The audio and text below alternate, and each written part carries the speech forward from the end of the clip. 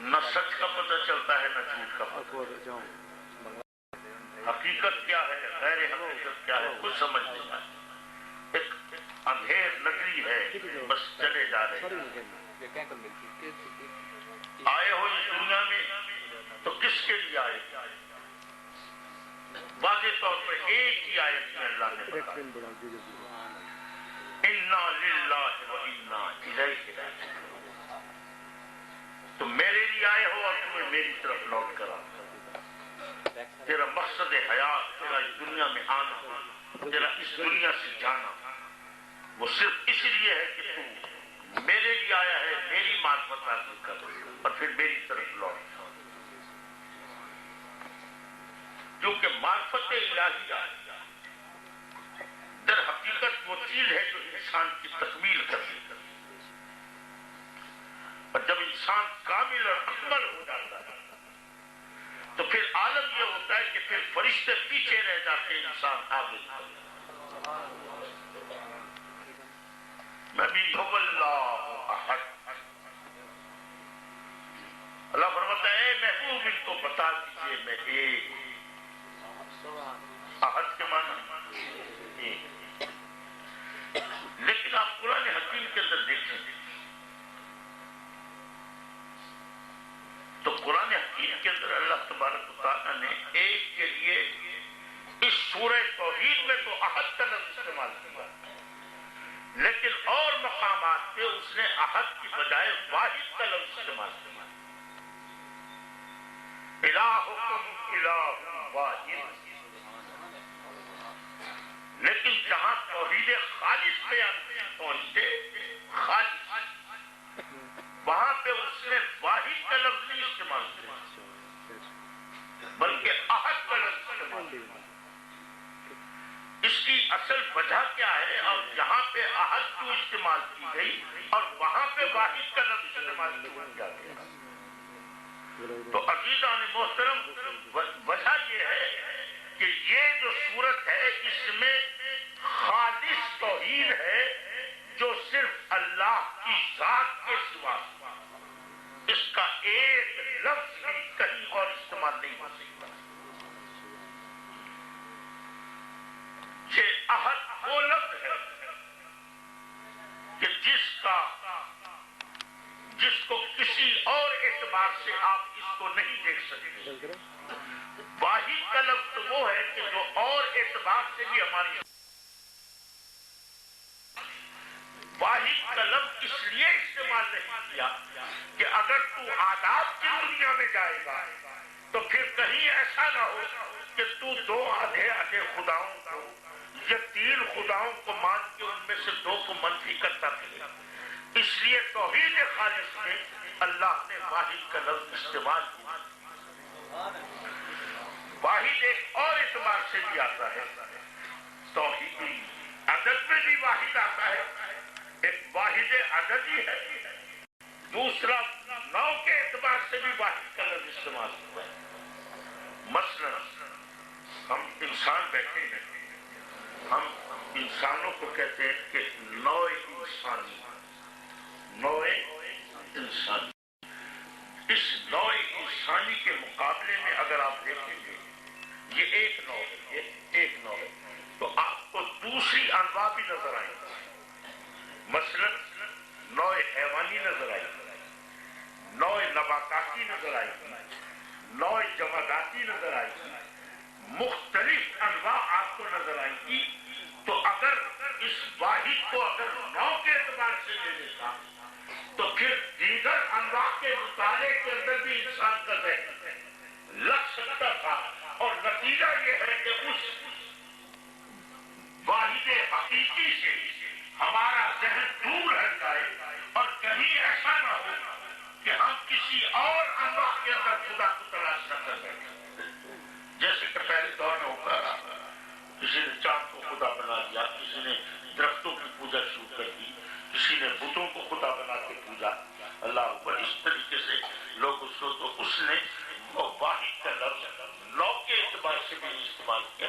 پھر اس نو سے اگر آگے چلے تو اب یہ نو انسانی کے اندر، حالانکہ ایک نو لیکن پھر اس میں جنس آ جاتا ہے.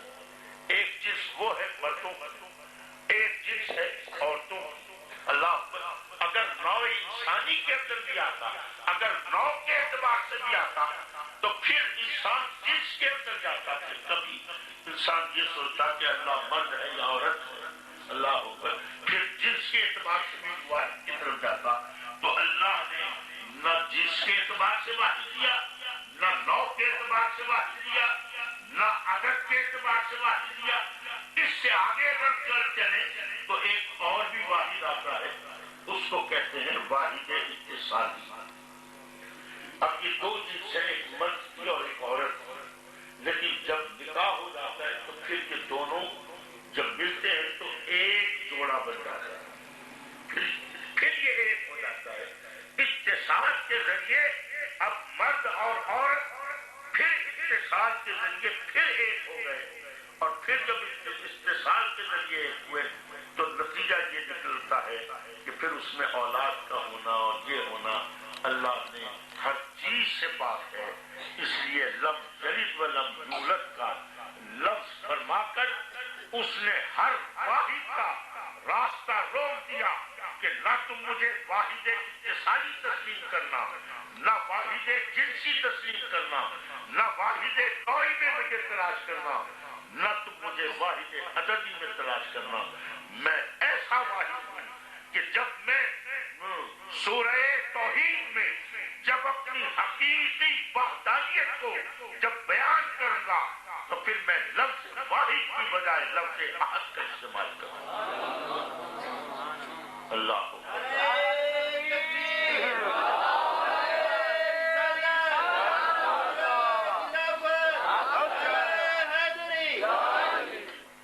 تو رب کریم تو پھر کہیں بھی واحد کا لفظ استعمال نہ کرتا، ہر جگہ ہی تو احد کا لفظ استعمال کر لیتا.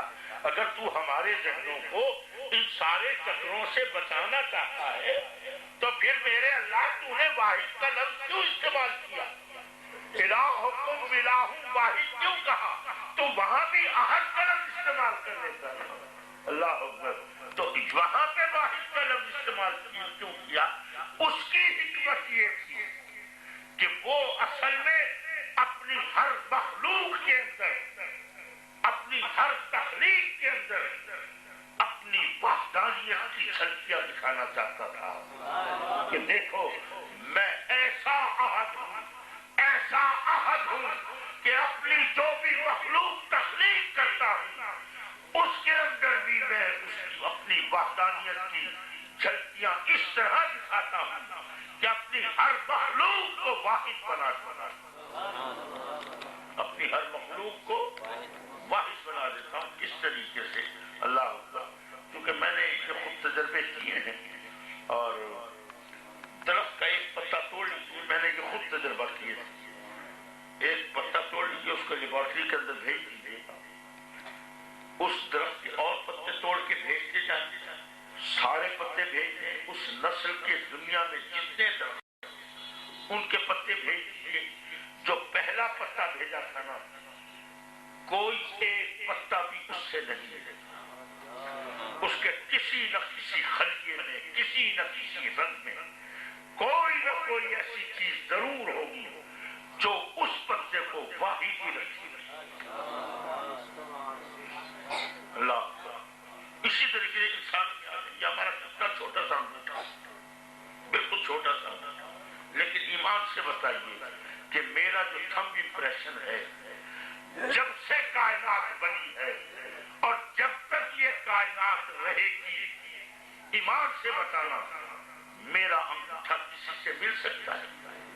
ذرا سوچئے، اتنے سے چھوٹے سے انگوٹھے کے اندر وہ اپنی وحدانیت کی جھلکیاں کس طرح دکھا رہا ہے کہ یہ بتانا چاہتا ہے اے میرے بندے تو سوچ بھی نہیں سکتا کہ میں کیسا احد ہوں. میں تو ایسا احد ہوں کہ اپنی مخلوق کے اندر بھی وہ کیفیت پیدا کر دیتا ہوں کہ میری ہر مخلوق وہ بھی واحد ہو جاتی ہے. اب یہ جھلکیاں تو میں نے پیدا کر دی ہیں، لیکن اے میرے بندے تجھے بھی تو میں نے اپنا خلیفہ کہا ہے کہ جائے تو میرا نائب ہے، اب میں کمال یہ دیکھنا چاہتا ہوں کہ میں نے جھلکیاں تیرے اندر دکھا دی، اب تو اپنے کمال کے ذریعے اس مقام پہ تو پہنچ جا، اس مقام پہ پہنچ جا کہ پھر اگر مصطفیٰ کی زبان ہلے تو پھر وہاں سے کیا جملے ادا ہوں، پھر وہاں سے یہ جملے ادا ہوتے ہیں، من رانی فقد رأى الحق، جس نے مجھے دیکھا گویا اس نے حق پالا۔ اور اگر منصور اگر سولی پہ بھی لٹکا ہوا ہوتا ہے تو پھر اس کی زبان سے کیا لفظ نکل رہے ہوتے ہیں، پھر وہ یہ کہتا ہے انا الحق انا الحق انا الحق۔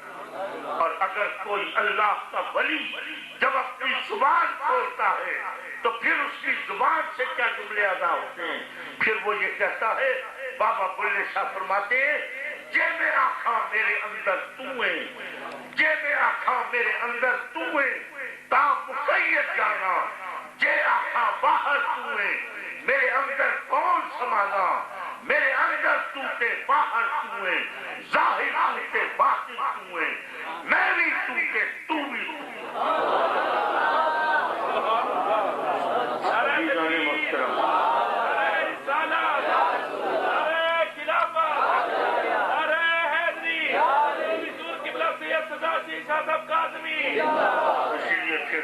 اسی لیے میرے آقا کے زبان مبارک پہ خود رب کریم ارشاد فرماتا ہے، حدیث قدسی ہے، اے بندے جھلکیاں تو میں نے تیرے اندر ڈال دی حسن الوہیت کی، اب تو بھی تو کمال دکھانا، تو بھی تو چل کے آنا میری طرف، تو بھی تو میرا قرب حاصل کر لے۔ اور جب کوئی بندہ میرا قرب حاصل کر لیتا ہے تو حدیث قدسی ہے کہ پھر اس کے ہاتھ اس کے نہیں ہوتے، اللہ کے، پھر اس کے پاؤں اس کے نہیں ہوتے، اللہ کے ہوتے ہیں، پھر اس کی نگاہ اس کی نگاہ نہیں ہوتی، اللہ کی نگاہ ہوتی ہے۔ عزیزان محترم، پھر وہ ظاہر میں تو بندہ ہوتا ہے لیکن حقیقت کے اندر بظاہر خدا ہوتا ہے۔ اور یہ ہے انسانیت کی معراج، یہ ہے انسانیت کی معراج۔ قل هو اللہ احد، اے محبوب ان کو کہہ دیجئے گا کہ تو کتنی ہی معراج حاصل کر لے، تو کتنا ہی بلندیوں پہ چلا جا، لیکن یاد رکھنا تو واحد تو ضرور ہو سکتا ہے لیکن تو احد نہیں ہو سکتا۔ یہ احد ہونا چاہیے صرف اور صرف میری شان ہے۔ اور اس اپنے آپ کو حسن الوہیت کی تجلی گاہ بنانے کے لیے جب تک تو حسن احدیت کے اندر کھوتا کھو نہیں جائے گا، جب تک اس کے اندر ڈوب نہیں جائے گا، تیرے اندر وہ حسن الوہیت پیدا ہی نہیں کر سکتا۔ اللہ اکبر۔ اسی لیے یہی وجہ ہے کہ اللہ تبارک و تعالیٰ نے جو ہمیں مختلف عبادات دی ہیں، آپ ذرا خود سوچئے گا کہ کیا اللہ کو ہماری کسی عبادت کی ضرورت ہے؟ کیا کسی عبادت کی حاجت ہے؟ بلکہ میں نے اس سے کہا جب انہوں نے وہ ٹیپ سنوائی، اللہ ناراض ہو گیا، اللہ ناراض ہے ناراض ہے، تو میں نے کہا اس کو بند کر دے، میں کسی ایسے اللہ کو نہیں مانتا جو ناراض ہوتا ہو، کیونکہ یہ راضی ہونا اور ناراض ہونا تو در حقیقت وہ کیفیات ہیں کہ جن کے پیچھے کوئی غرض ہوتی ہے، جن کے پیچھے کوئی غرض ہوتی ہے۔ ایک باپ اپنے بیٹے سے راضی ہوتا ہے، کیوں راضی ہوتا ہے؟ اس کی غرض ہے کہ میرا بیٹا نیک راہوں پر چلے، طیب و طاہر ہو، عالم و فاضل ہو۔ جب وہ غرض پوری ہو رہی ہوتی ہے تو باپ راضی ہو جاتا ہے، اور جب وہ غرض پوری نہیں ہوتی تو باپ ناراض ہوتا ہے۔ یہ راضی ہونا، یہ ناراض ہونا، یہ وہ کیفیتیں ہیں کہ جن کے پیچھے غرض ہوتی ہے۔ اور جہاں غرض ہوتی ہے، کیونکہ اللہ اس سے اگلی آیت کے اندر فرماتا ہے اللہ الصمد، اللہ الصمد کیا معنی ہے؟ اللہ بے نیاز، اللہ بے نیاز ہے۔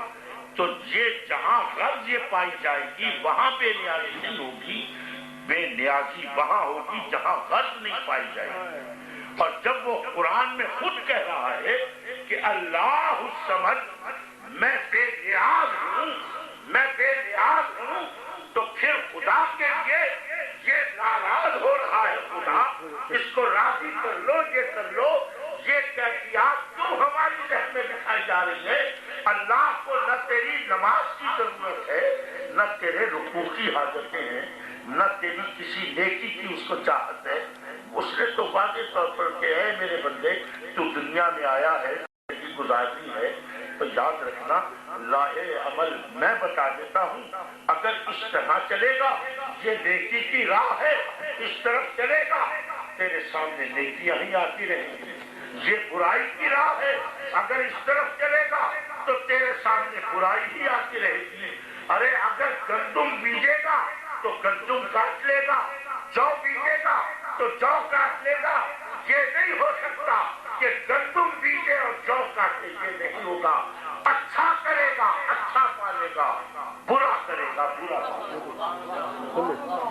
یہ جو ہم سمجھتے ہیں نا، یہی بات میں وہ بھی عرض کر رہا تھا وہاں پہ، یہ ایک آیت کریمہ پڑھتے ہیں کہ وَلَنَبْلُوَنَّكُمْ بِشَيْءٍ مِّنَ الْخَوْفِ وَالْجُوعِ وَنَقْصٍ مِّنَ الْأَمْوَالِ وَالْأَنفُسِ وَالثَّمَرَاتِ، اور اس کا ترجمہ یہ کہا گیا وَلَنَبْلُوَنَّكُمْ، کہ اللہ فرماتا ہے ہم تمہیں ضرور آزمائیں گے، ضرور آزمائیں گے۔ اللہ پر کس چیز سے؟ بِشَيْءٍ، کچھ چیزوں سے، وہ کون سی ہیں؟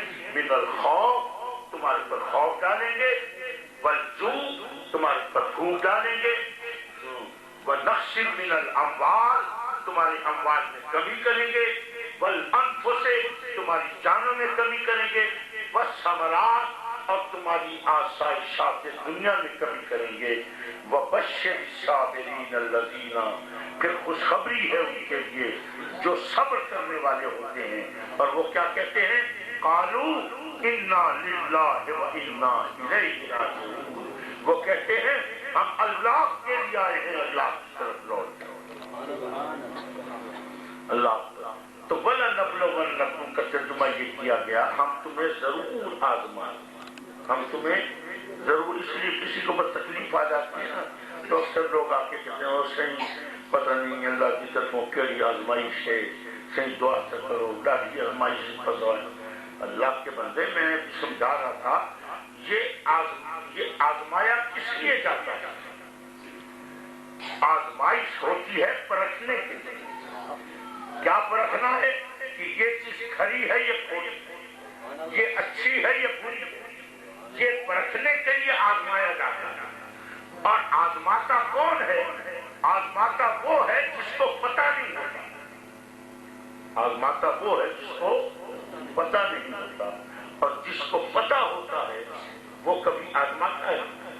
وہ نہیں آزماتا۔ خدا کے لیے یا تو فیصلہ کر دو کہ تمہارے اللہ کو کچھ پتہ ہی نہیں، یا تو یہ کہہ دو ہمارے اللہ کو کچھ نہیں پتا، وہ آزمائے گا پھر دیکھے گا میں کھرا ہوں یا کھوٹا ہوں، میں دوستی ہوں یا جنتی ہوں۔ اللہ اکبر۔ ارے جو خدا آزما کے دیکھے میں اس کو کیسے خدا مانوں؟ کیونکہ خدا تو وہ ہے کہ میں ابھی اس دنیا میں نہیں آیا تھا، ابھی عالم ارواح میں تھا، تب سے میرے رب کو پتا ہے میں اچھا ہوں یا برا ہوں، میں نیک ہوں یا بد ہوں، میں جنتی ہوں یا دوستی ہوں۔ میرا رب سب کچھ جانتا ہے، اور جو سب کچھ جانتا ہے وہ آزمایا نہیں کرتا ہے۔ پھر وَلَنَبْلُوَنَّكُمْ کا کیا مطلب؟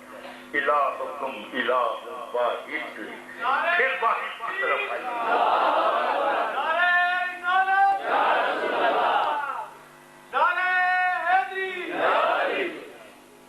پھر واحد کی طرف آئیے۔ میں نے حسن الوہیت کی جھلکیاں جن میں اپنی مخلوق میں ڈالی ہیں، خواہ وہ میرے قریب آئے یا نہ آئے، خواہ وہ میرے قریب آئے یا نہ آئے، اپنی اس قدر و منزلت کو ڈیولپ کرے یا نہ کرے، لیکن یہ تو حقیقت ہے نا کہ ہر ایک کے اندر اس کی حسن الوہیت کی جھلکیاں تو ہے نا، ہر ایک کو اس نے واحد تو بنایا ہوا ہے نا، چاہے کافر ہے چاہے مشرک ہے، لیکن اس کا کم امپریشن تو کسی سے نہیں ملتا نا، اس کے اندر وہ وحدانیت کی جھلکیاں تو موجود ہے نا۔ اللہ اکبر. ارے یہی وہ بتا رہا ہے کہ میں نے نہیں آزمانا، میں تو سب کچھ جانتا ہوں، لیکن جو میرے بندے ہیں نا وہ تو آزمائیں گے. اور یاد رکھنا کہ ان کا آزمانا نہیں ہوگا، وہ حقیقت میں میرا آزمانا ہوگا، کیونکہ ان کے اندر میری ہی الوہیت کی جھلکیاں تو ہیں. میں نے ہی تو ان کو واحد بنایا ہے. اب یہ آزماؤں گا کیوں؟ اس لیے کہ اے میرے بندے، تو جب اس دنیا میں آیا ہے تو تجھے ظاہر ہے کہ کسی رہبر کی ضرورت ہے، کسی رہنما کی ضرورت ہے، کسی منزل کے لیے آیا ہے، کہیں سے آیا ہے اور کسی منزل پہ جانا ہے، اور وہ منزل بڑی دشوار ہے. اس منزل کے لیے تجھے کسی نہ کسی رہبر کی ضرورت پڑے گی. تو وہ منزل کیسے پائے گا؟ ظاہر ہے کہ وہ کسی کو پرکھے گا، کسی کو سمجھے گا کہ یہ میرا رہبر ہے، یہ میرا رہنما ہے. اے میرے بندے، میرے حسن الوہیت کی جھلکیوں سے کام لیتے ہوئے ذرا دیکھنا کہ اب آج یہ کربلا کے میدان میں دو چیزیں تیرے سامنے ہیں. ایک طرف یزید ہے اور دوسری طرف حسین ہے. اب تو خود فیصلہ کر کہ تیرا رہبر یزید ہو یا تیرا رہبر حسین.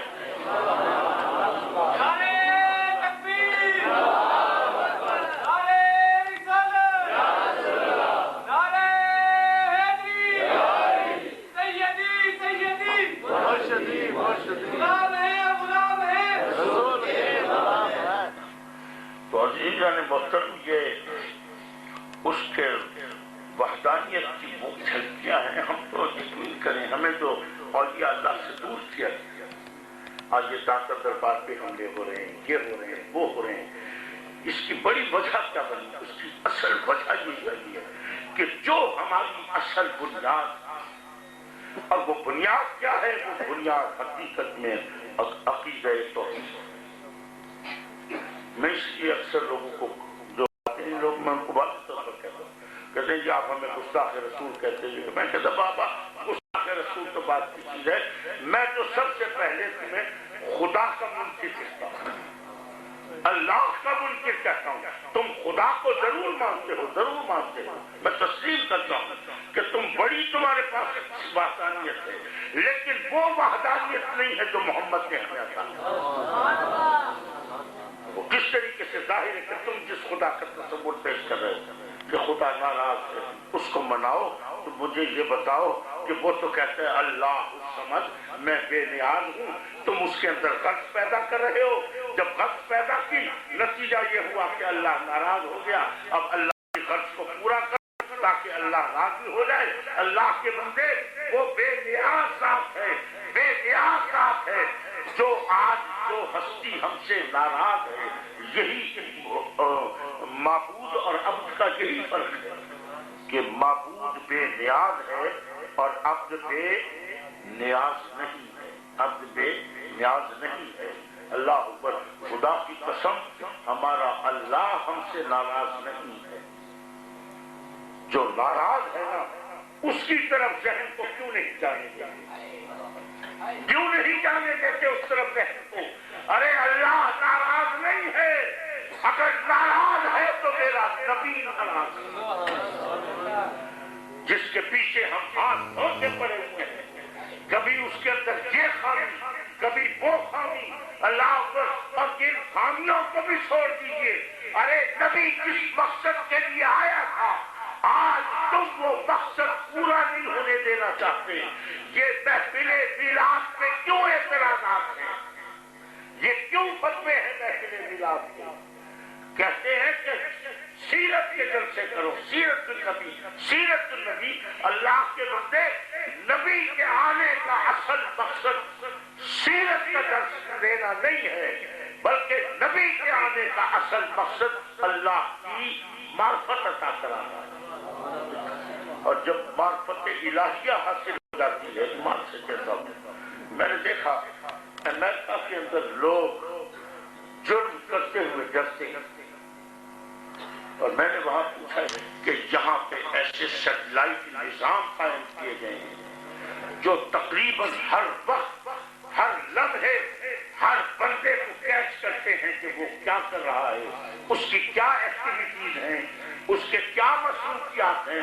وہ سیٹلائٹ کا نظام ایسا ہے کہ اس نظام سے گھبراتے ہیں کہ کہیں ایسا نہ ہو کہ جہاں ہمارے اگر اس سیٹلائٹ کی آنکھ نے اگر ہمیں کیچ کر لیا تو پھر ہم تخت تاج سے بچ نہیں سکیں گے۔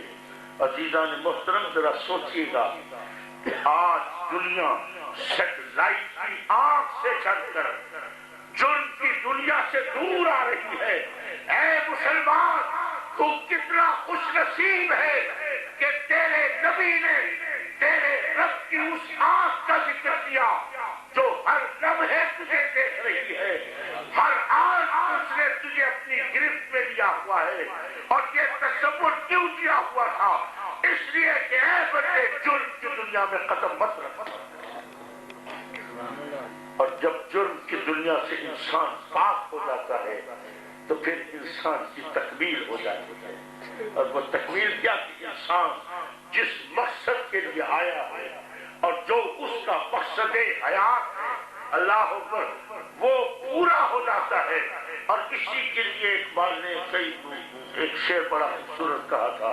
اقبال کہتا ہے کہ درد دل کے واسطے پیدا کیا انسان کو، درد دل کے واسطے پیدا کیا انسان کو، ورنہ تاج کے لیے کچھ کم نہ تھے کر رو گیا، اس کو تمہارے سجدوں کی ضرورت نہیں۔ کو ہم نے اس شعر کو دوسری طرح بھی لے لیا۔ اقبال نے تو کہا تھا کہ درد دل مٹانے کے لیے پیدا کیا ہے، ہم نے سمجھا کہ درد دل بڑھانے کے لیے اور درد دل پیدا کرنے کے لیے، لہذا ہر ایک کو تنگ کیے رکھو، ہر ایک کو جاتی کیے رکھو، ہر ایک کو تکلیف و ایذا میں مبتلا رکھو تاکہ اس کے دل میں درد پیدا ہو جائے اور تیرے انسان ہونے کا مقصد پورا ہو جائے۔ لا حول ولا قوت الا باللہ۔ نعرہ تکبیر، اللہ اکبر، نعرہ رسالت، یا رسول اللہ، نعرہ حیدری، سیدی مرشدی، یا نبی، یا نبی، غلام ہے، غلام ہے، رسول کے غلام ہے، غلام یہ رسول میں موت بھی قبول ہے۔ اللہ اور عزیزان محترم، حقیقت کر رہا ہوں، صحابہ کرام کو آپ دیکھیے، صحابہ کرام کی نظر میں ہر وقت ایک ہی چیز ہوتی تھی۔ وہ کیا ہوتی تھی کہ کسی طرح کوئی ایسی چیز نہ ہو کہ حضور ناراض نہ ہو، حضور کی دلجوئی کی خاطر ہر وقت کمر بستہ رہتے ہیں۔ اللہ اکبر۔ لیکن آج ہم نے رسول کا جب دامن چھوڑا ہے، کیوں چھوڑا ہے؟ اس لیے کہ ہمیں ایسے خدا کی طرف لے آیا گیا جو محمد کا خدا نہیں ہے۔ وہ خدا آپ کو عیسائیوں کا بن سکتا ہے۔ آپ کبھی پڑھیے گا تورات کو پڑھیں، کبھی انجیل کو پڑھیں، دیگر ادیان کو پڑھیں، اور مجھے یہ بتائیے گا کہ ہم تورات کو مانتے نہیں مانتے؟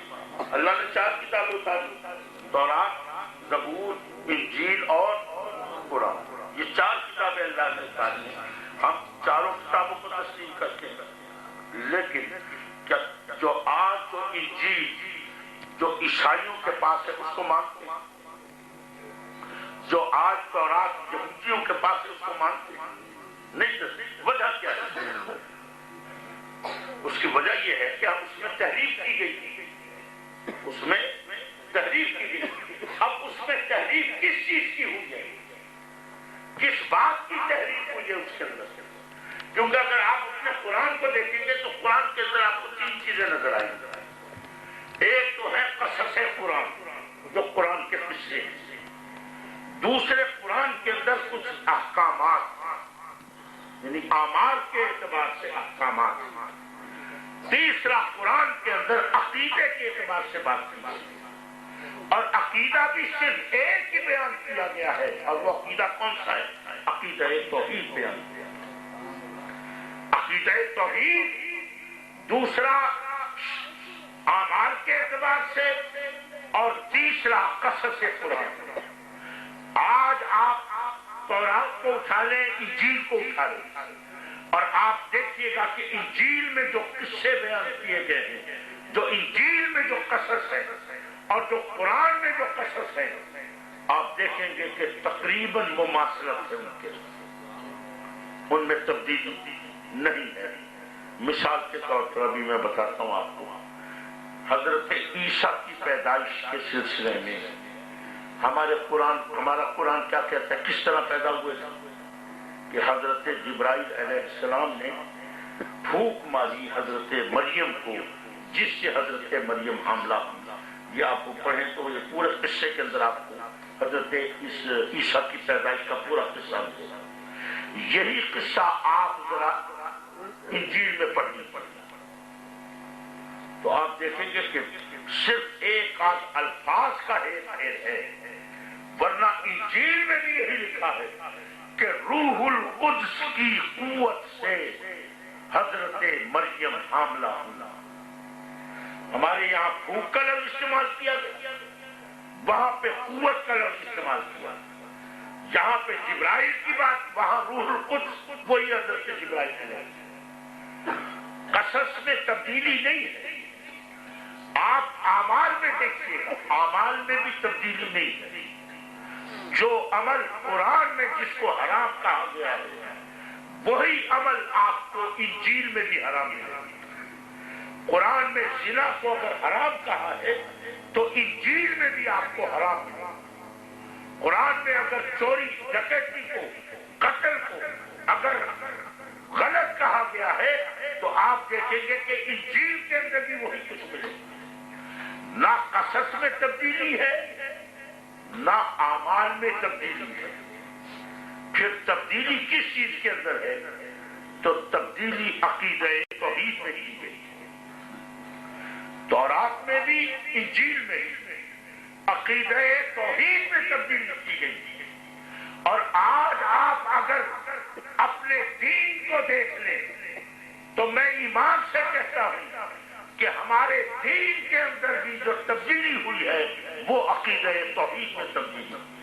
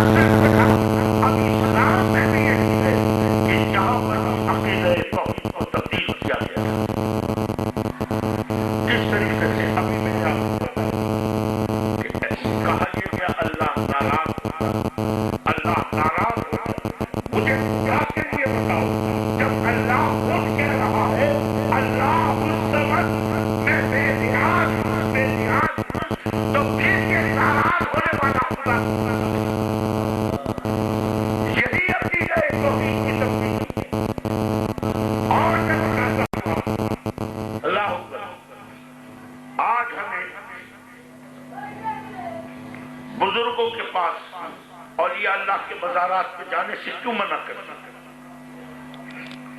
یہ وہاں جاتے ہیں، یہ کرتے ہیں، یہ وہ کرتے ہیں، سجدے کرتے ہیں، وہاں پہ مت جاؤ۔ علی حجویری کو داتا کہتے ہیں، داتا تو اللہ ہے، یہ شرک کرتے ہیں۔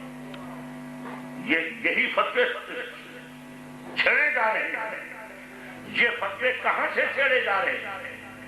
عزیزان محترم، آج ہمارے قرآن میں بھی تبدیلیاں کر دی گئی ہیں، قرآن کے اندر، لیکن ہمیں پتہ ہی نہیں چلا۔ قرآن کے بارے میں اللہ تعالیٰ نے فرمایا کہ یہ قرآن وہ کتاب ہے کہ جس کی حفاظت اللہ نے فرمایا کہ میں خود کروں گا۔ قرآن کی حفاظت اللہ خود کرے گا۔ کوئی زبر زیر پیش میں تبدیلی کر سکتا ہے؟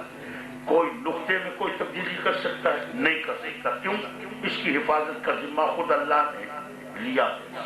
اللہ تو اب مجھے بتائیے گا کہ پھر قرآن میں کیسے تبدیلی ہوگی؟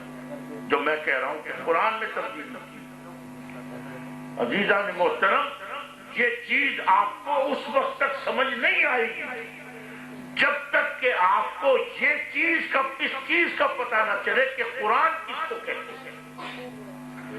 جو الحمد سے لے کے والناس تک جو ہم عربی کے الفاظ پڑھتے ہیں، اس کا نام قرآن نہیں ہے، یاد رکھیں، اس کا نام قرآن نہیں ہے۔ اس کا نام کیا ہے؟ اس کا نام ہے نظم قرآن۔ الحمدللہ رب العالمین، الف لام میم ذالک الکتاب لا ریب فیہ سیقول السفہاء، چلتے آئیے والناس تک آئیے گا۔ یہ جو عربی کے جو الفاظ پڑھتے ہیں، اس کا نام ہے نظم قرآن۔ اور قرآن کس کو کہتے ہیں؟ میرے اپنے ساتھ اس طرح واقعہ ہوا، میں رنجا خان کے علاقے میں تھا، وہاں ایک پروگرام تھا اس جلسے کا، ظہر کے بعد کا تھا۔ پروگرام سے فارغ ہوئے، عصر کا وقت شروع ہو گیا تھا، تو ہم نے فارغ ہو کے عصر کی نماز پڑھی۔ وہاں سے عصر کی نماز پڑھ کے آئے اڈے پہ، گاڑی کا ٹائر پنچر ہو گیا، وہ ڈرائیور پنچر لگوانے کے لیے چلا گیا، ہم کھڑے ہو گئے وہاں پہ۔ کچھ لوگ ہمارے ساتھ تھے، اس میں ایسے 15 16 17 18 سال کے بھی 2 4 لڑکے تھے۔ یہ جو عمر ہوتی ہے نا، یہ بڑی عجیب سی عمر ہوتی ہے، بڑی شرارتیں صورتی ہیں اس عمر کے بچوں کو۔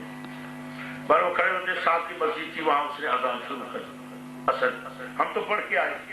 اب جو ادھر سے اذان ہوئی، اتفاق سے وہاں سے وہ گزرے، وہ تیسری مخلوق جو ہوتی ہے، کیا کہتے ہیں، خواجہ سرا یا ہجڑے، وہ 3 4 ہجڑے وہاں سے گزرے۔ تو وہ جو لڑکے تھے ہمارے ساتھ، ان میں سے کسی کو شرارت سوئی، ادھر اذان ہو رہی تھی، تو وہ جب گزرے تو اس نے ان کو دیکھ کر کہا، بھائی کبھی نماز بھی پڑھ لیا کرو۔ ان ہجڑوں کو کہا کہ بھائی کبھی نماز بھی پڑھ لیا کرو۔ تو اس نے کہا پڑھتے ہیں نماز۔ انہوں نے کہا بھائی میں نے تو تمہیں کبھی مسجد میں دیکھا نہیں۔ اور کہا تجھے کہا ہے نا پڑھتے ہیں نماز۔ اور کہا اچھا یہ بتا دے کیسے پڑھتے ہیں؟ انہوں نے کہا ایسے پڑھتے ہیں۔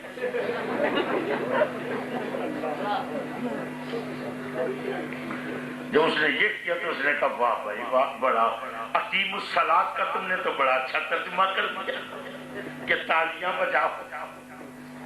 اللہ اکبر، اب فرض کرو کہ اگر کوئی اقیم الصلاۃ کا ترجمہ تالیاں بجاؤ کر دے تو کیا قرآن کے ماننے والا ہے؟ خدا کے لیے سمجھو قرآن کس کو کہتے ہیں۔ آج لوگوں کو دھوکہ دینے کے لیے کہ اس میں کوئی تبدیلی نہیں ہو سکتی، آؤ ہم تمہارے بچوں کو قرآن پڑھائیں گے۔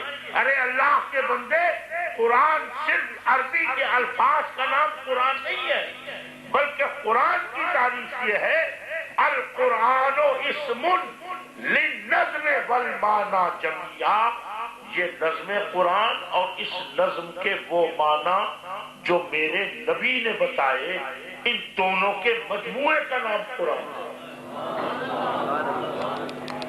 کوئی نظم قرآن کو مانے اور مانی میرے نبی کے بتائے ہوئے معنی کو نہ مانے، وہ قرآن کا ماننے والا نہیں ہے، چاہے کتنا ہی خوبصورت ترجمہ کرے، لیکن وہ قرآن کا ماننے والا نہیں ہے۔ اور جو قرآن کا ماننے والا نہیں ہے وہ دائرہ اسلام سے خارج ہے۔ کس طریقے سے؟ خاتم النبیین، خاتم النبیین، اس کا ترجمہ میرے نبی نے بتایا ایک حدیث کی۔ تو خاتم النبیین کس کو کہتے ہیں؟ میرے نبی نے فرمایا انا خاتم النبیین ولا نبی بعدی، کہ خاتم النبیین اس کو کہتے ہیں کہ جس کے بعد کوئی نبی نہ آئے۔ ٹھیک ہے، یہ میرے نبی کے بتائے ہوئے معنی۔ لیکن قادیانیوں نے کیا کیا؟ قادیانیوں نے کیا کیا؟ انہوں نے یہ کیا کہ ایک لفظ خاتم کے معنی کو تبدیل کر دیا۔ ذرا اٹھائیے عربی کی لغت، آپ دیکھیں گے کہ خاتم کے معنی جس پر کوئی چیز ختم ہو جائے، جیسے میرے نبی نے فرمایا میرے بعد کوئی، یعنی نبوت ختم، جس پر کوئی چیز ختم ہو جائے اس کو بھی خاتم کہتے ہیں، اس کو بھی خاتم کہتے ہیں۔ اور عربی کی لغت میں آپ دیکھیں گے کہ مہر کو بھی خاتم کہتے ہیں، مہر کو بھی خاتم کہتے ہیں۔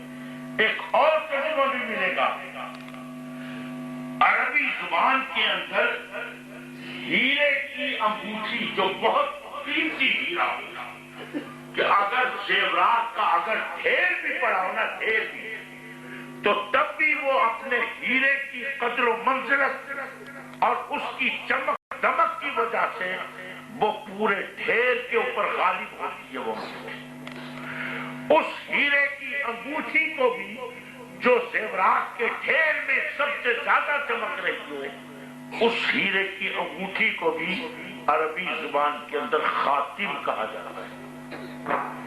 قادیانیوں نے یہ ترجمہ کیا خاتم النبیین کا کہ یہ محمد صلی اللہ علیہ وسلم وہ نبی ہے، ایسا عظیم نبی ہے کہ نبیوں کے ڈھیر میں جتنے بھی نبی آئے ہیں کوئی نبی بھی اس کا مقابلہ نہیں کر سکتا۔ یہ سب سے اعلیٰ نبی ہے، یہ سب سے افضل نبی ہے، یہ سب سے بہتر نبی ہے۔ عزیزان محترم، کتنا خوبصورت ترجمہ کیا خاتم النبیین کا کہ سب سے اعلیٰ و بالا ہمارا نبی، لیکن ہم نے اس ترجمے کو تسلیم کیا نہیں کیا۔ کیوں؟ اس لیے کہ یہ وہ ترجمہ ہے جو میرے نبی نے بھی بتایا، میرے نبی نے جو بتایا ہے وہ تسلیم کروں۔ اور میرے نبی نے کیا بتایا؟ میرے نبی نے واضح طور پر فرمایا کہ خاتم النبیین اس کو کہا جاتا ہے کہ لا نبی بعدی، میرے بعد کوئی نبی نہیں آئے گا۔ حالانکہ حسین ترجمہ ہے کہ یہ سب سے اعلیٰ نبی ہے، سب سے افضل نبی ہے، لیکن ہم نے اس خوبصورت ترجمے کو تسلیم نہیں کیا اور نبی کے بتائے ہوئے معنی کے انکار کے زمرے میں ہم نے قادیانیوں کو کافر قرار دیا۔ ایک لفظ کا ترجمہ تبدیل کر دیا تو کافر کہہ دیا، اور جنہوں نے قرآن کی پتہ نہیں کتنی آیتوں کے ترجمے تبدیل کر دیے، آج وہ ہمارے راہبر بنے ہوئے ہیں، آج وہ ہمارے رہنما بنے ہوئے ہیں۔ وَلَا نَبْلُوَنَّكُمْ، تیرے اندر وحدانیت کی جھلکیاں جو ڈالی تھی کس لیے ڈالی تھی؟ اس لیے ڈالی تھی کہ تجھے کسی امام کی ضرورت ہے، کسی راہبر کی ضرورت ہے۔ ذرا اپنے عقل و خرد سے کام لینا، ذرا سوچنا سمجھنا کہ کون تیرا رہبر ہونا چاہیے، کون تیرا رہنما ہونا چاہیے۔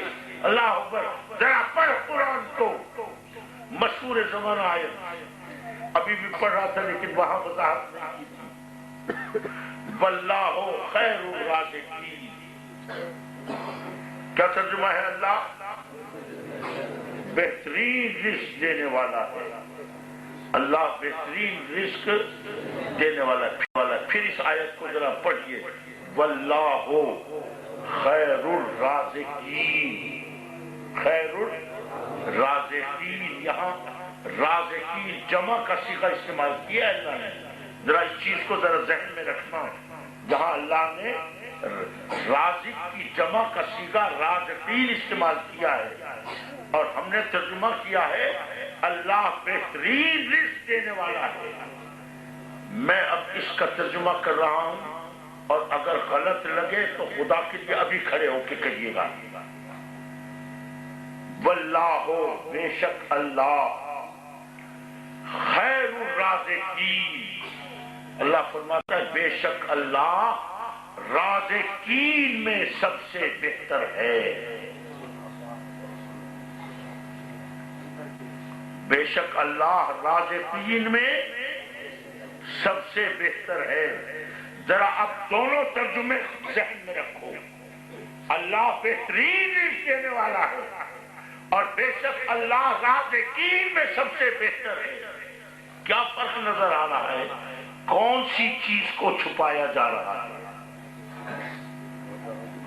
کون سی چیز ہے جس کو چھپایا جا رہا ہے؟ وہ اصل میں وہ رازقین ہیں جن کو اللہ رازقین کہہ رہا ہے، ان کو چھپانے کی فکر ہے، ان کو چھپانے کی فکر ہے، اور جب ان کو چھپا لیا غلط ترجمے کر کے اور ہمارے ذہن بھی نہ گئے تو نتیجہ اس کا کیا نکلا؟ نتیجہ یہ نکلا کہ پھر بے شک وہ سنیوں کا بچہ تھا، لیکن اس کو مولوی نے پٹایا تو کس طرح پٹایا؟ میرے ساتھ بھی ایسا ہوا تھا۔ میں کراچی جا رہا تھا تو ٹرین میں سفر کر رہا تھا، ایک مولوی صاحب آتا اور مجھ سے وہ بیٹھ کے ادھر ادھر باتیں کرنے کے بعد انہوں نے مجھ سے سوال کیا، بیٹا ہمارا رازق کون ہے؟ اب میں نے جو جواب دیا وہ تو میں آپ کو بعد میں بتاتا ہوں، میں آپ سے پوچھتا ہوں ہمارا رازق کون ہے؟ تو کہتے ہیں جی اللہ۔ پھر آگے اس کو پھر وہ پوچھتا بیٹا رازق کا اردو ترجمہ کیا ہے؟ تو وہ کہتا ہے جی رزق دینے والا۔ پھر پوچھتا ہے ہاں بیٹا رزق دینے والا کون ہے؟ کہتا ہے اللہ۔ پھر پوچھا اس کا فارسی میں ترجمہ کیا ہے؟ تو وہ کہتا ہے جی داتا۔ تو پھر کہتا ہے داتا کون ہے ہمارا؟ وہ کہتا ہے اللہ۔ تو پھر کہتا ہے ذرا سوچنا بیٹا، لوگ جو علی حجویری کو داتا کہتے ہیں وہ مشرک نہیں؟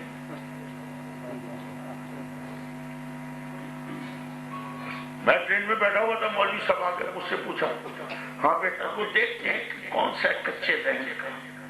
مجھ سے بیٹا ہمارا رازق کون ہے؟ میں نے یہ جواب نہیں دیا اللہ۔ میں نے اسے سیدھا کرنے نے کہا دیا کون سے رازق کی بات کر رہے ہو؟ میں نے اس کو جواب دیا، میں نے اس سے کہا آپ کون سے رازق کی بات کر رہے ہیں؟ کہنے کی کیا مطلب؟ میں نے کہا مطلب تو صاف ہے بھائی، تو بتا کون سے رازق کی؟ اگر تو کہے سب سے بہتر رازق تو میں کہوں گا اللہ، پھر میں کہوں گا اللہ، اور اگر اس سے کم کی بات آئے گی تو اللہ سے پھر کم کی اگر بات آئے گی تو پھر میں کہوں گا میرا نبی۔ اللہ سے نیچے کی طرف آئیں گے تو پھر میں کہوں گا میرا نبی ہے۔ آج ساری دنیا مدینے کا صدقہ کھا رہی ہے۔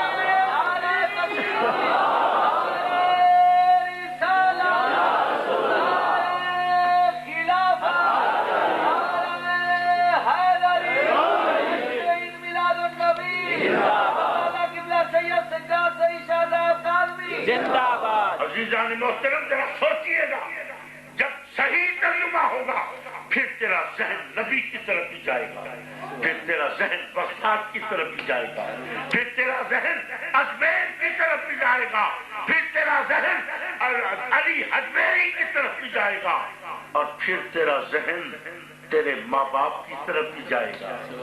لیکن جب ترجمہ غلط ہوگا نا پھر نہ تجھے نبی یاد آئے گا، نہ تجھے بغداد یاد آئے گا، نہ اجمیر یاد آئے گا، نہ تجھے ماں باپ یاد آئیں گے۔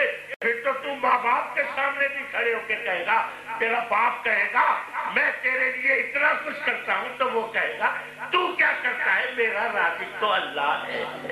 اللہ اکبر، اللہ اکبر۔ عزیزان محترم پھر یہ جملے اولاد کو ماں باپ کا گستاخ بنا دیں گے، اور جب گستاخ ہو گیا ماں باپ کا، خدا کی قسم ذرا سوچیے آپ، اللہ ہمارا رب کون ہے؟ اللہ ہے۔ ذرا قرآن پڑھا ہے کبھی؟ یہی رب کا لفظ اللہ نے کس کے لیے استعمال کیا؟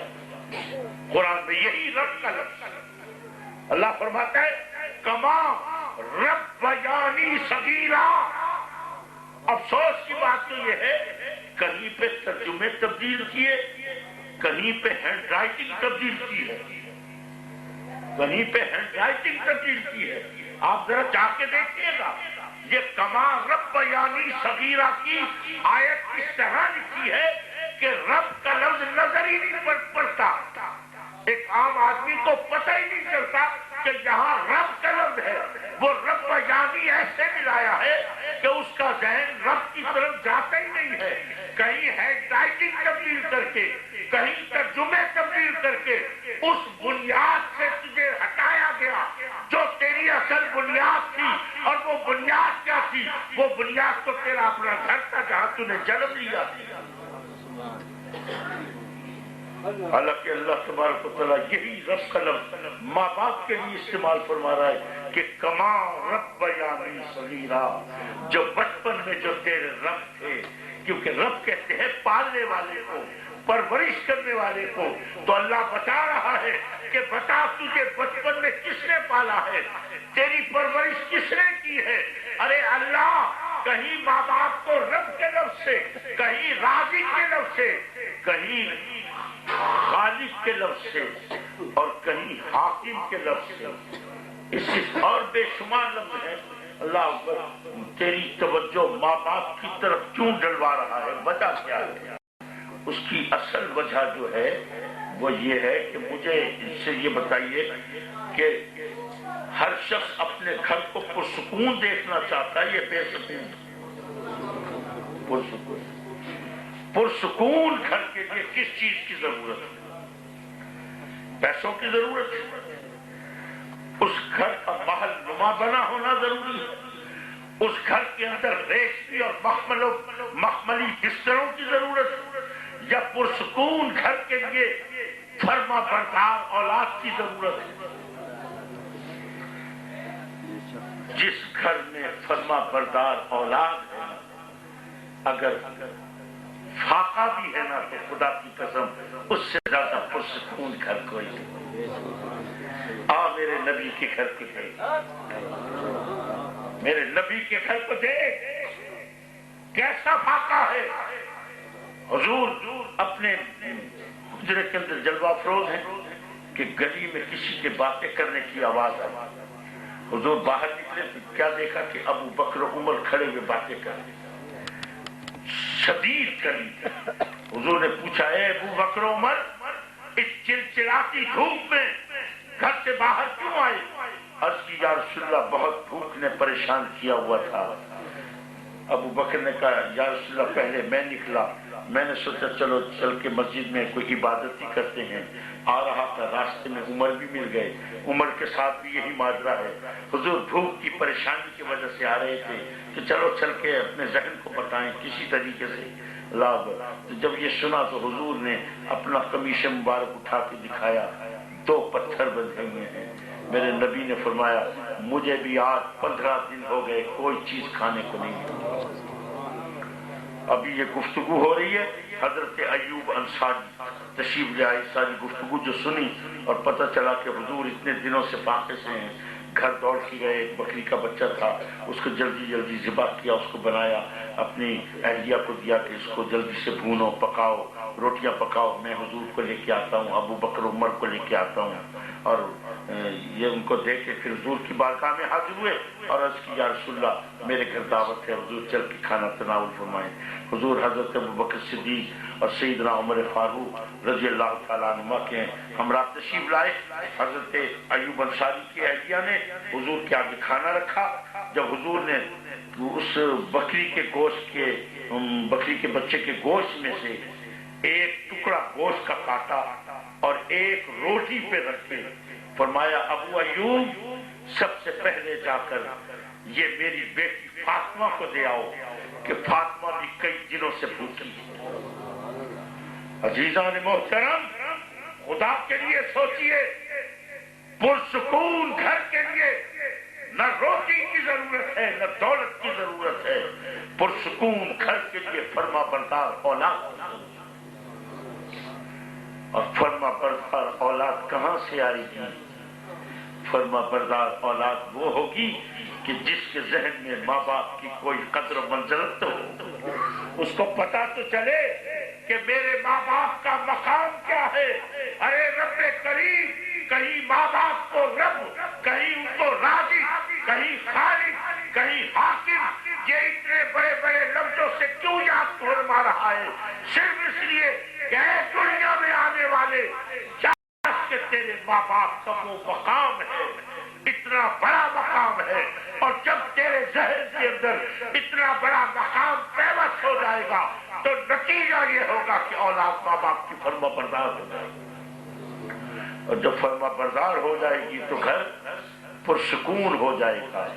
اب اگر ہر گھر پرسکون ہوتا چلا جائے تو مجھے ایمان سے بتانا معاشرے میں کوئی تباہی آئے گی؟ معاشرے میں قتل ہوگا؟ معاشرے میں کوئی ڈکیتیاں ہوں گی؟ معاشرے میں فسادات ہوں گے؟ ارے نہیں ہوں گے. تیرا رب در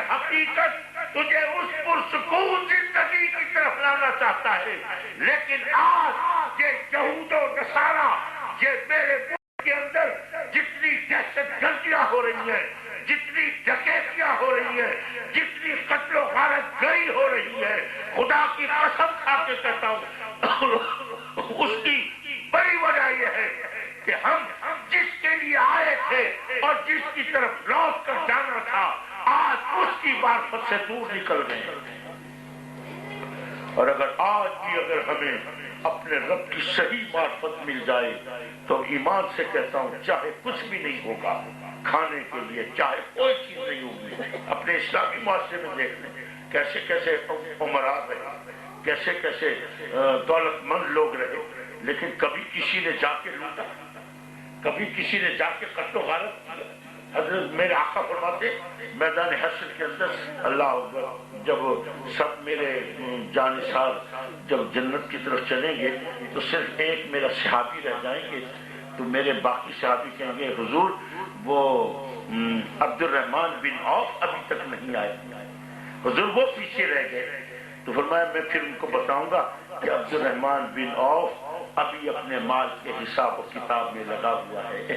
تو اتنے عظیم لوگ، اتنے دولت مند لوگ کہ سارے صحابہ فارغ ہو کے چلے گئے، لیکن عبد الرحمن بن عوف ابھی مال کے حساب و کتاب میں لگے ہوئے ہیں۔ لیکن ایمان سے بتاؤ اس معاشرے کے اندر فاقے کیے یا نہیں کیے؟ کسی نے جا کے عبد الرحمن بن عوف کو لوٹا؟ کسی نے جا کے ان کے گھر میں کوئی ڈکیتی ڈالی، کوئی رقم زنی کی؟ کیوں؟ اس لیے کہ جب معاشرہ پرسکون ہوگا جرائم کی دنیا سے تم دور ہو جاؤ گے۔ رب کریم یہ صرف اس لیے یہ چیزیں بتا رہا ہے کہ جو اولاد اپنے ماں باپ کی فرما بردار ہو جائے گی تو پھر گھر پرسکون ہو جائے گا، اور جب سب گھر پرسکون ہو جائیں تو معاشرہ خود بخود پرسکون ہو جائے گا۔ اللہ اکبر، اللہ اکبر۔ آج ہمیں یہ اس قسم کی باتیں کر کے ہمارے گھروں کو بے سکون کیا گیا۔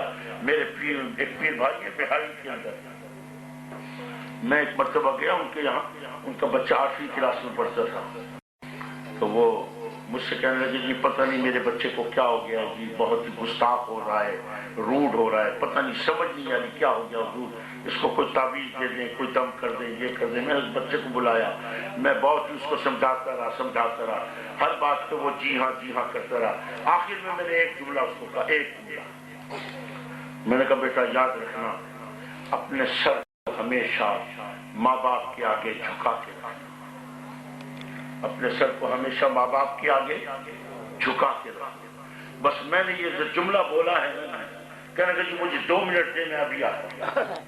دوڑا ہوا اندر گیا گھر میں، اور 8ویں کلاس کی اسلامیات کی پنجاب ٹیکسٹ بک بورڈ کی چھپی ہوئی کتاب 8ویں کلاس کی اٹھا کر لے کر آیا، کتاب کھولی، ایک سطر پہ انگلی رکھی اور مجھے کہتا ہے پڑھیے اس کے اندر کیا لکھا ہے۔ اور جب میں نے پڑھا تو اس میں کیا لکھا تھا، اللہ کے سوا کسی اور کے آگے سر جھکانا شرک ہے۔ مجھے کہتا ہے آپ نے کیسے کہہ دیا ماں باپ کے آگے سر جھکا کے رکھنا؟ میں تو اللہ کے سوا کسی اور کے آگے سر نہیں جھکاؤں گا۔ مجھے وہی پتہ چلا کہ اس کو بیماری کیا ہے۔ در حقیقت اس کو کوئی ایسا استاد ملا ہے جو اس کو محمد کے خدا سے ہٹا کر یہودیوں کے خدا کی طرف لگا رہا ہے، عیسائیوں کے خدا کی طرف لگا رہا ہے۔ کاش کہ اگر اس کو کوئی صحیح استاد ملتا تو وہ اس کو بتاتا کہ دیکھ اللہ نے ماں باپ کو بھی رب کہا ہے، اور اللہ بھی رب ہے، ماں باپ کیسے رب ہے اور اللہ کیسا رب ہے۔ ماں باپ کے آگے سر جھکانے کا مطلب کیا ہے، اللہ کے آگے سر جھکانے کا مطلب کیا ہے۔ کاش کہ اگر اس سورہ توحید کو، پوری سورہ توحید کو پڑھ لو تو سارے مسئلے سمجھ میں آئیں گے۔ آخری آیت میں اللہ تعالیٰ فرماتا ہے لم یلد ولم یولد، اس کے بعد فرماتا ہے وَلَمْ يَكُنْ لَهُ كُفُوًا أَحَدٌ۔ یہ شرک کی صحیح تعریف یہ میں اس لیے دہرا رہا ہوں خدا کے لیے اس کو سمجھیے۔ اللہ نے فرمایا لم، میں لم یلد ولم یولد ہوں، مجھے کسی نے نہیں جنا، نہ میں نے کسی سے جنم لیا ہے، یہ اللہ کی صفت ہے۔ لیکن ذرا غور کرو کہ یہی صفت تمہیں فرشتوں میں بھی نظر آئی۔ یہ لم یلد ولم یولد، مجھے بتاؤ کسی فرشتے کو کسی نے جنم دیا ہے؟ نہیں جنم دیا، نہ کسی فرشتے نے کسی سے جنم لیا۔ یہی صفت جو تمہیں اللہ اپنی صفت بتا رہا ہے، پھر جب نظر اٹھا کے دیکھتے ہیں تو یہی صفت ہمیں فرشتوں میں بھی نظر آتی ہے۔ تو کیا اللہ ہمیں شرک کی تعلیم دے رہا ہے؟ نہیں۔ اگلی آیت کے اندر اس نے بڑی کھول کے وحدانیت بیان کر دی، فرمایا وَلَمْ يَكُنْ لَهُ كُفُوًا أَحَدٌ۔ ارے شرک یہ ہے تو مجھے بھی لم یلد ولم یولد کہتے، فرشتوں کو بھی کہتے، کوئی حد نہیں ہے۔ لیکن یاد رکھنا کہ وَلَمْ يَكُنْ لَهُ كُفُوًا أَحَدٌ، کوئی میرے برابر نہیں ہو سکتا، کوئی میرے برابر نہیں ہو سکتا۔ تیرے ماں باپ بھی راضف ہیں لیکن میرے برابر نہیں ہیں۔ علی حجویری بھی گاتا ہے لیکن میرے برابر نہیں ہے۔ ارے میرا نبی بھی راضف ہے لیکن میرے برابر نہیں ہے۔ صرف تب ہوگا جب تو کسی کو میرے برابر سمجھے۔ وَإِذْ نُسَوِّيكُمْ بِرَبِّ الْعَالَمِينَ۔ اور بھی ایک جگہ قرآن میں اللہ تشریح کرتا ہے کہ اللہ کے برابر کسی کو سمجھنا یہ شرک ہے۔ یہ ماں باپ صرف تیرے رب ہیں لیکن اللہ کیسا ہے؟ رب العالمین ہے۔ اللہ اکبر۔ خدا کے لیے اللہ کے لیے آئے ہو، اللہ کی طرف لوٹنا ہے، اس کی صحیح معرفت حاصل کرو، اور اسی کی معرفت کے لیے تو اللہ نے فرمایا لقد من اللہ علی المؤمنین اذ بعث فیہم رسولا۔ اے ایمان والو، ساری زندگی بھٹکو گے، تمہیں خدا نہیں ملے گا، اگر ملے گا تو صرف اور صرف میرے نبی کے بارگاہ میں ملے گا۔ اور آؤ میرے نبی کی بارگاہ کے اندر، آؤ اپنے نبی سے معافی مانگو۔ لیکن آج تو مصیبت یہ ہے کہ نبی کی تو ہر محبت کی ادا پہ شرک کے فتوے لگے ہوئے۔ آخری بات ذہن میں آ گئی، میرا زمانہ طالب علمی تھا اور جامعہ اسلامیہ میں پڑھتے تھے، کلاس ہو رہی تھی تو استاد صاحب نے حضور کا نام لیا، محمد کا پکارا تو میں نے چوم لیا اس کو۔ جب میں نے چوم لیا تو پیریڈ ختم ہوئی تو ایک ساتھی تھے، ان کا نام تھا حافظ ایاز، وہ اٹھ کے میرے پاس آ گئے اور مجھ سے آ کے انہوں نے پوچھا کہ تم نے نبی کے نام کو چوما؟ میں نے کہا چوما۔ کہنے کہ میرے ایک سوال کا جواب دو۔ میں نے کہا جی فرماؤ۔ کہنے کہ یہ بتاؤ کہ اللہ زیادہ محترم ہے یا نبی زیادہ محترم ہے؟ اب میں آپ سے پوچھتا ہوں کیا خیال ہے؟ اللہ کی بات۔ میں نے کہا بھائی اللہ زیادہ محترم۔ تو مجھے اس نے کہا پھر شرم کرو، حیا کرو، غیرت کرو، جو زیادہ محترم ہے اس کے نام کو تو چومتے نہیں ہو، اور جو کم محترم ہے اس کے نام کو چومتے۔ مجھے بھی جواب نہیں آیا، میں خود طالب علم تھا، لیکن اس وقت بابا سعید کی ہستی تو بیٹھی ہوئی تھی نا۔ نعرہ تکبیر، نعرہ رسالت، اللہ مصطفیٰ، حضور صاحبزادہ سید سجاد سعید شاہ صاحب قادری۔ تو مجھے سمجھ نہیں آیا، میں نے کہا بھائی مجھے تو پتہ نہیں چلا، بابا سعید بیٹھے ہیں وہی چلتے ہیں، ان سے پوچھتا۔ میں نے حافظ ایاز کا ہاتھ پکڑا، ابا سعید کے دفتر میں حضرت صاحب اس وقت موجود تھے۔ میں نے جا کے ان کی ساری صورتحال بتائی اور میں نے کہا کہ ایسے ایسے یہ حافظ صاحب ایک سوال کرنا چاہتے ہیں۔ بابا سعید نے فرمایا ہاں بھائی حافظ صاحب کیا سوال ہے؟ ان کا جی میرا سوال یہ ہے کہ اللہ زیادہ محترم ہے یا نبی زیادہ محترم ہے؟ تو بابا سعید اس کا سوال سن کے مسکرائے اور فرمایا حافظ صاحب ہے تو ابھی تو بچہ سا ہے، اب میں تجھے کیا جواب دوں؟ علمی جواب دوں تو پھر بھی مشکل ہے، نہ دوں تب بھی مشکل ہے، تو جواب تو باہر میں تجھے دوں گا۔ اب ایسا ہے کہ میں تجھ سے ایک چھوٹا سا سوال کرتا ہوں، معمولی سا، آسان سا، جیسے کوئی پوچھے نا ایک اور ایک کتنے ہوتے ہیں؟ دو، ایسا سوال۔ تو مجھے اس سوال کا جواب دے دے پھر میں آگے چلوں۔ اس نے کہا جی فرمائے کیا سوال ہے؟ آپ نے فرمایا حافظ صاحب یہ بتاؤ کہ یہ جو ہم بریانی کھاتے ہیں، یہ بریانی زیادہ لذیذ ہوتی ہے، مزیدار ہوتی ہے، یا یہ قمیص کرتا چولا یہ زیادہ مزیدار ہوتا ہے؟ بریانی زیادہ مزیدار ہوتی ہے یا قمیص کرتا چولا یہ زیادہ مزیدار ہوتا ہے؟ اب حافظ صاحب سوچتے رہے، تھوڑی دیر کے بعد کہتے ہیں جی یہ تو بڑا بے ڈھنگا سوال ہے، یہ تو بڑا بے ڈھنگا سوال ہے۔ بس انہیں فرمایا حافظ صاحب کیا بے ڈھنگا پن ہے؟ کہہ رہے ہیں جی بریانی کا مقابلہ کرتے سے کر رہے، کوئی کرتا کوئی کھانے والی چیز، کیونکہ مقابلے کے لیے کھانے والی چیز کا مقابلہ کھانے والی چیز سے کرو، پہننے والی چیز کا مقابلہ پہننے والی چیز، کیونکہ مقابلے کے لیے ہم جنس ہونا ضروری ہے۔ اب بس انہیں فرمایا حافظ صاحب سمجھ آ گئی تجھے تیرے سوال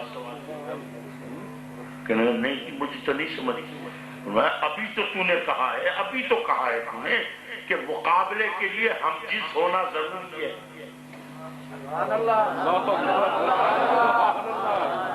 مقابلے کے لیے ہم جنس ہونا ضروری ہے۔ اللہ قل هو اللہ احد، واحد کا لفظ استعمال نہیں کروں گا، کہیں جنس میں نہ چلا جائے، کہیں نو میں نہ چلا جائے، کہیں عدد میں نہ چلا جائے۔ اللہ اکبر۔ ارے اللہ کے بندے، تو نے اللہ کو اور نبی کو ایک جنس بنایا ہے، یہ تو کفر ہے، کفر ہے۔ اللہ کا مقابلہ نبی سے نہیں ہو سکتا۔ اللہ معبود ہے، نبی عبد ہے، اللہ خالق ہے، نبی مخلوق ہے۔ اور اگر تو نے یہ سوال کرنا ہے تو پھر اس طرح کر، یہ پوچھ کہ سارے معبودوں میں سب سے محترم کون ہے؟ کہنے کا جب یہ سوال کرے گا نا تو تیرے منہ پہ خود ہی لعنت آئے گی کہ کلمہ تو پڑھتا ہوں لا الہ الا اللہ، کوئی معبود ہی نہیں ہے اللہ کے سوا، اور سوال کرتا ہوں سارے معبودوں میں، سوال کرتا ہوں سارے معبودوں میں، اور کلمہ پڑھتا ہوں کہ اللہ کے سوا کوئی معبود ہی نہیں ہے، تو تیرا تو یہ سوال ہی غلط ہو گیا۔ اب نبی ہے مخلوق، نبی ہے مخلوق، اب سوال کر کہ ساری مخلوقات میں سب سے محترم کون ہے؟ ساری مخلوقات میں سب سے محترم کون ہے؟ کہنے کہ ابھی بھی شاید تو جواب نہ دے تو سن، آگے ایک اور بات سن لے کہ ایک ملک تھا، اس کا ایک بادشاہ تھا اور اس کا ایک وزیر بھی تھا۔ بادشاہ اور وزیر میں بڑی محبت تھی، پیار تھا۔ بادشاہ کا بھی ایک بیٹا تھا 13-14 سال کا، وزیر کا بھی بیٹا تھا 13-14 سال کا۔ بادشاہ کبھی کبھی وزیر کو چھیڑنے کے لیے کہتا تھا وزیر میرا پتر دادا سونا ہے، تو وزیر ہاتھ جوڑ کے نہ صحیح میرا پتر دادا سونا۔ دونوں میں نوک جھوک چلتی تھی، وہ کہتا تھا میرا بیٹا زیادہ حسین ہے، تو وزیر ہاتھ جوڑ کے کہتا تھا نہیں حضور میرا بیٹا زیادہ حسین ہے۔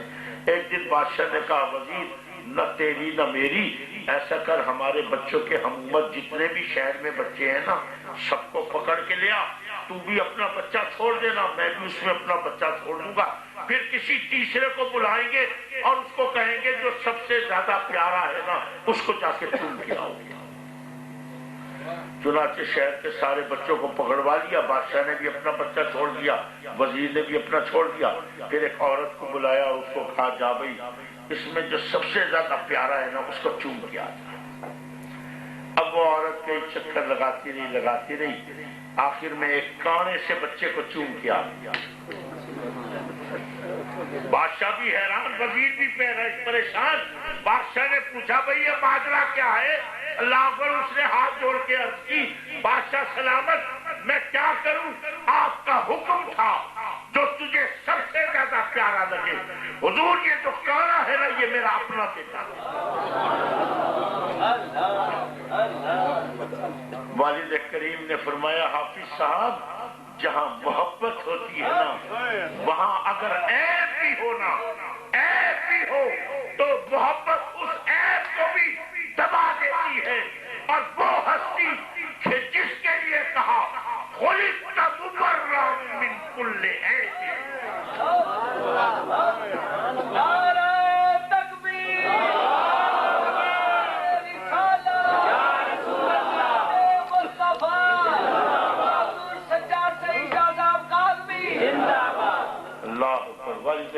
کہا کاش تیرے دل میں اگر ایک ماں جتنی بھی محبت ہوتی نا نبی کے لیے تو تب بھی چوم لیتا، لیکن افسوس یہ ہے کہ تیرے سینے میں بغض رسول ہے اور تیرے الفاظ بتا رہے ہیں کہ تیرے سینے میں بغض رسول ہے۔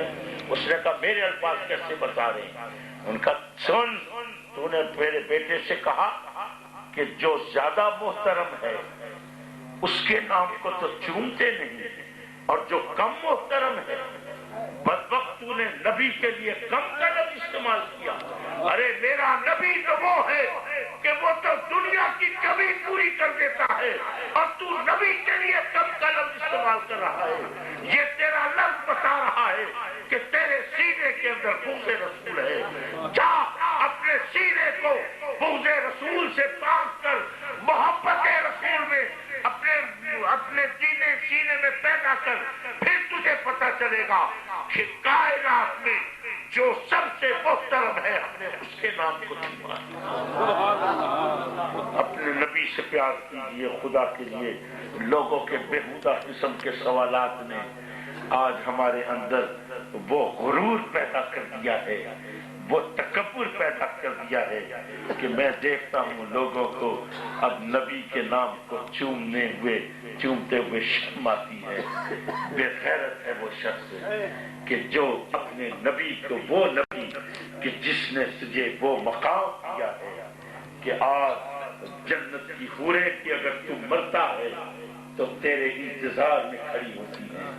کوئی حور کہتی ہے یہ میرے حصے میں آئے، کوئی کہتی ہے یہ میرے حصے میں آئے۔ تیری آخرت جس نے سنوار دی، کاش اگر تو اس کے نقش قدم پر چلتا تو پھر تجھے پتہ چلتا کہ دنیا کی بڑی بڑی طاقتیں بھی تیرے سامنے نہیں رہتی۔ اللہ تبارک و تعالیٰ حضور کی سچی محبت عطا فرمائے، اور حضور کی اس محبت کے زمرے میں یہ محفل میلاد جس گھر میں منعقد ہوئی ہے، رب کریم اس گھر میں برکتیں نازل فرمائے، اور جتنے لوگ شریف ہوئے ہیں میرے اللہ ان کے بھی گھروں میں برکتیں عطا فرمائے، سب کو دین دنیا کی راحتیں عطا فرمائے۔ آخر دعوانا ان الحمدللہ رب العالمین۔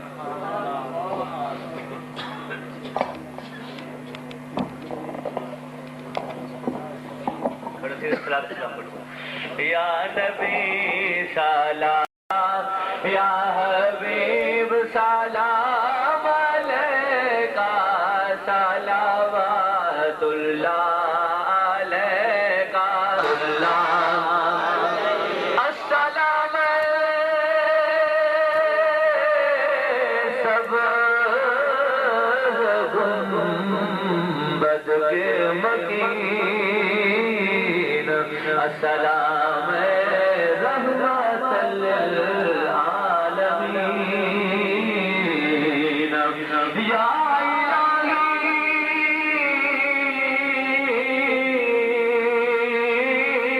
صدقہ آل رسول، یہ سلام آج السلام علیکم یا رسول اللہ، السلام علیکم یا حبیب اللہ۔ تمام حضرات تشریف رکھو، ختم شریف پڑھے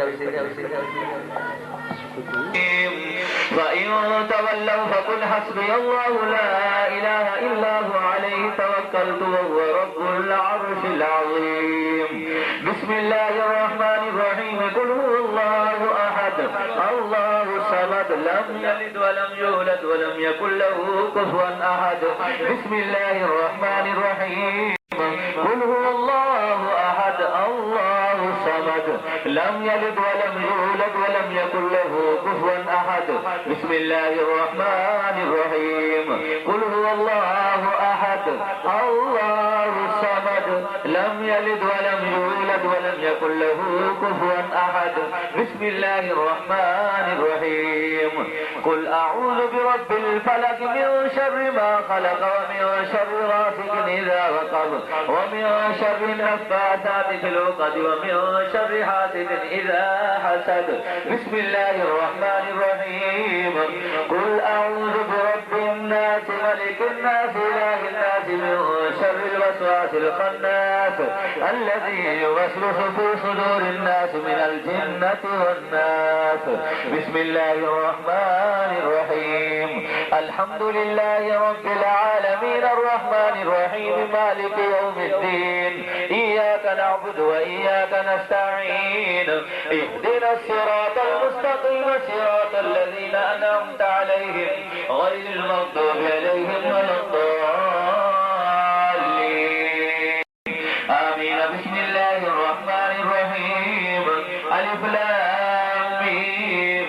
ذلك الكتاب لا ريب فيه هدى للمتقين الذين يؤمنون بالغيب ويقيمون الصلاة ومما رزقناهم ينفقون والذين يؤمنون بما أنزل إليك وما أنزل من قبلك وبالآخرة هم يوقنون أولئك على هدى من ربهم وأولئك هم المفلحون. إن رحمة الله قريب من المحسنين. دعواهم فيها سبحانك اللهم وتحيتهم فيها سلام وآخر دعواهم أن الحمد لله رب العالمين. وما أرسلناك إلا رحمة للعالمين. ما كان محمد أبا أحد من رجالكم ولكن رسول الله وخاتم النبيين وكان الله بكل شيء عليما. إن الله وملائكته يصلون على النبي يا أيها الذين آمنوا صلوا عليه وسلموا تسليما. اللهم صل على سيدنا ومولانا محمد وعلى آله وصحبه وبارك وسلم. سبحان ربك رب العزة عما يصفون وسلام على المرسلين والحمد لله رب العالمين. الله أكبر الله أكبر لا إله إلا الله والله أكبر الله أكبر ولله الحمد. ہمیشہ یہ بتاتا رہتا ہوں کہ بعض لوگ یہ سمجھتے ہیں کہ یہ جو ثواب ہم حضور کی بارگاہ میں جب پیش کرتے ہیں تو اس کے ثواب جب حضور کی بارگاہ میں جاتا ہے تو حضور کے کوئی درجات بلند ہوتے ہیں. تو یہ تصور نہیں ہے ہمارا. میرے نبی کے درجات کو میرے نبی کا رب اتنے بلند کرتا ہے کر رہا ہے کرے گا کہ ہم تصور ہی نہیں کر سکتے. یہ جو ہم جو کچھ حضور کی بارگاہ میں بھیجتے ہیں نہ حضور کو ہمارے اس ثواب کی ضرورت ہے نہ اس کے وجہ سے کوئی حضور کے درجات بلند ہوتے ہیں، بلکہ یہ صرف اس لیے ہم بھیجتے ہیں کہ میرے نبی نے فرمایا انا قاسم، میں تقسیم کرنے والا ہوں. ہاں میں نے جیسے بھی بتایا میرے اللہ کو غرض نہیں ہے، میرے نبی کو غرض ہے. میرا نبی اپنی امت کے لیے روتا ہوا ہے اور اپنی امت کی بخشش کے لیے روتا ہوا دعا کرتے ہوئے. تو میرے نبی کی بارگاہ میں جب یہ ثواب پہنچتا ہے تو میرے نبی نے فرمایا انا قاسم، میں تقسیم کرنے والا ہوں. تو پھر میرا نبی اپنی امت کے سب لوگوں کو وہ تقسیم اور اس سے پھر جب امت کی بات ارواح مقدس کو یہ ثواب پہنچتا ہے تو پھر میرے نبی کو خوشی حاصل. اور جب میرا نبی خوش ہوتا ہے تو یہی تو ہمارا اصل مقصد ہوتا ہے، ہمارا نبی اللہ اکبر. تو یہ سب کچھ ہم اپنے نبی کی خوشی کے لیے کرتے، ورنہ میرے نبی کو کوئی وہ نہیں ہے. تو اے رب کریم اپنے حبیب کریم صلی اللہ علیہ وسلم کے تو خیر جمیع النبیین الصدیقین الشہداء الصالحین جمیع اغواث الدال مومنین مومنات مسلمین مسلمات طیبین طیبات طاہرین طاہرات ساجدین ساجدات عابدین عابدات کی ارواح مقدسہ کو اس کا ثواب پہنچے. اور بالخصوص بانی محفل اور حاضرین محفل کہ جو بھی بزرگ عزیز اقرب خاندان کے لوگ اس دنیا سے رخصت ہو گئے، اگر کسی کے والدین میں سے کوئی رخصت ہو گئے، دونوں میں سے یا ایک میں سے یا بزرگوں میں سے چھوٹوں میں سے بڑوں میں سے جو کوئی بھی دنیا سے چلا گیا، سب کی ارواح مقدسہ کو اس کا ثواب. اور رب کریم یہ تو دنیا سے جانے والے تھے، ہم دنیا میں رہ گئے، ہمارے اوپر کرم فرما، اپنی عبادت کا ذوق دے دے، اپنے سجدوں کی لذت دے دے، اپنے حبیب کی سچی محبت عطا فرما. یا اللہ مرتے وقت تیرے حبیب کا دیدار نصیب ہو، قبر میں حضور کی زیارت نصیب ہو، میدان محشر میں آقا کی شفاعت نصیب ہو۔ میرے اللہ سب کے رزق حلال میں برکت عطا فرما، سب کے کاروبار میں، آمدنی میں، پیداوار میں، ملازمتوں میں برکت، وسعت، رحمت، ترقی عطا فرما۔ اور رب کریم جو بیمار ہیں ان کو صحت دے، سب بیماروں کو صحت دے۔ بہت سے احباب نے دعاؤں کے لیے کہا ہے، کچھ ایسے ہیں جن کی مائیں بیمار ہیں، کچھ ایسے ہیں جن کے والد بیمار ہیں، کچھ ایسے ان کے بچے تکلیف میں ہیں۔ اے رب کریم تو سب کے دلوں کا حال جانتا ہے۔ جن کے والدین میں سے کوئی تکلیف میں ہے تو یہ حقیقت ہے کہ بچوں سے ماں باپ کی تکلیف بھی نہیں دیکھی جاتی۔ میرے اللہ ان کے ماں باپ کو صحت دے، ان کی زندگیاں دراز فرما دے۔ اور رب کریم بچوں کے لیے بڑی تکلیف دہ ہوتی ہے تو ان کے بزرگ کسی تکلیف میں ہوں، ان سے برداشت نہیں ہوتی۔ میرے اللہ کرم فرما دے، رحم فرما دے۔ جن کے بچے اگر تکلیف میں ان کے بچوں کو صحت عطا فرما، جو خود تکلیف میں ان کی تکلیفوں کو دور فرما دے۔ رب کریم جو بے اولاد ہیں ان کو نیک اولاد کی دولت سے نواز دے، اولاد نذیرہ کے خواہش مندوں کو نیک اولاد نذیرہ سے نواز دے۔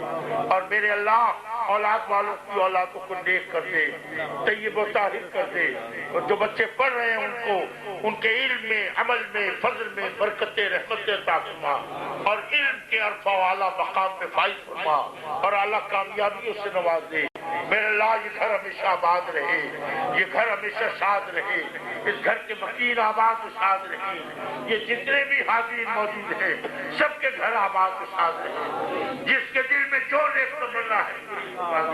اور رب کریم یہ تو میں دعا پورے یعنی سلم ربیع الاول میں تو لازمنی ہر جلسے میں مانگوں گا، اور یہاں بھی کہ میرے اللہ جو مدینے جا چکے ہیں ان کو پھر زیارت کرا دے، اور جو نہیں گئے میرے اللہ ان کو اس وقت تک موت نہ دینا جب تک کہ مدینہ نہ دے۔ سب کو گنبد خضرا کی زیارت کا شرف عطا فرما۔ میرے اللہ بیت اللہ شریف کے طواف کا شرف عطا فرما، حج مبرور عطا فرما، سعی مشکور عطا فرما، عمرے کی سعادت نصیب فرما۔ سب کی زندگی اجتاز ہو، سب کی خیر ہو، سب کی آل اولاد کی خیر ہو، سب کی گھر بار کی خیر ہو، سب پہ کرم ہو، سب پہ رحم ہو۔ آمین یا ارحم الراحمین۔ میرے ملک پہ کرم فرما دے، امت محمدیہ پہ رحم فرما دے، عالم اسلام پہ کرم فرما دے۔ آمین آمین یا ارحم الراحمین۔ لا الہ الا اللہ۔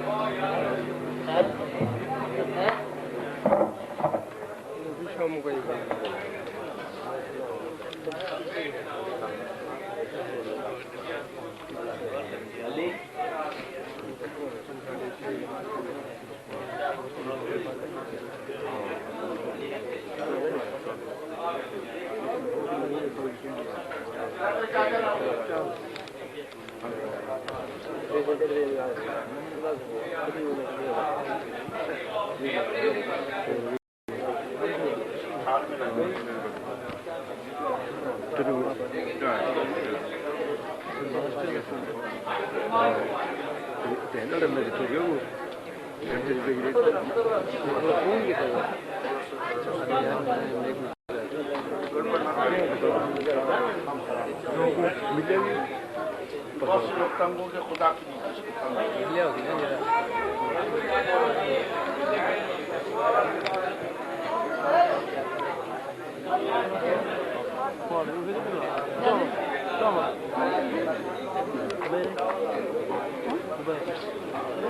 سمون جو ہے نا ٹھیک ہے۔ ہاں بھائی چاول بناؤ چاہے بعد جو ہے نا ڈشاں خالی تھی کئی ڈش تو کر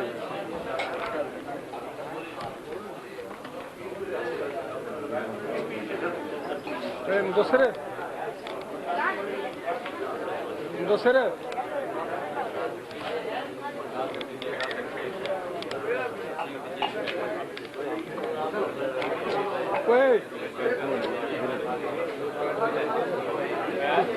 نا نا صاحب والے یہ جڑے سالی بیٹھے ڈھیر سارے بندے بیٹھے ہیں سال میں کون آ گئے اڑے چپر پورے ڈے